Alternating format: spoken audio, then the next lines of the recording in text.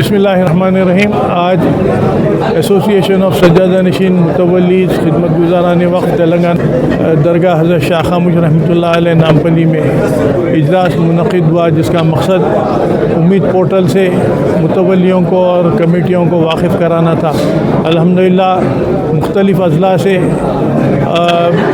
Committee کے ذمہ داران اور متولی حضرات اس اجلاس میں شرکت کیے، اور حیدرآباد شہر سے بھی کافی حضرات شرکت کیے، اور کافی تفصیل سے پورٹل سے متعلق وقفیت حاضرین مجلس کو وقف بورڈ کے عملے رحمان، یوسف پاشا اور غوث کی جانب سے مہیا کیا گیا.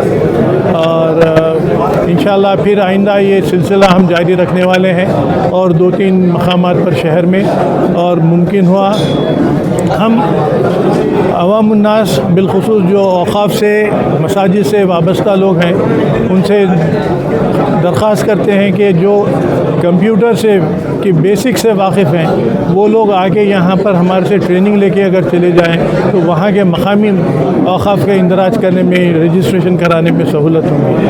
اور ویسے بھی وقف بورڈ میں بھی 50 کمپیوٹرز مہیا کیے جا رہے ہیں، جہاں پر وقف بورڈ میں بھی یہ رجسٹریشن کے واسطے سہولت رکھی جا رہی ہے. شکریہ.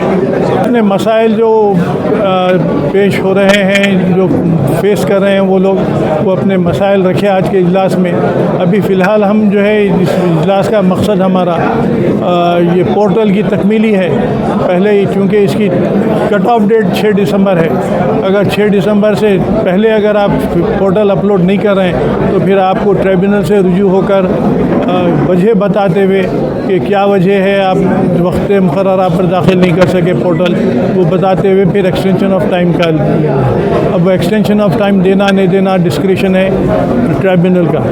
تو ہم آپ حضرات سے آپ کے چینل کے ذریعے سے یہ خواہش کرتے ہیں کہ وہ اپنے ذمہ داری کو محسوس کرتے ہوئے پورٹل کی تکمیلی ضرور جلد سے جلد کریں. 25 بچے آئے آئی ٹی کے جو ویڈیوز لے رہے تھے، وہ جا کے وہاں پر اپنے علاقوں میں پھر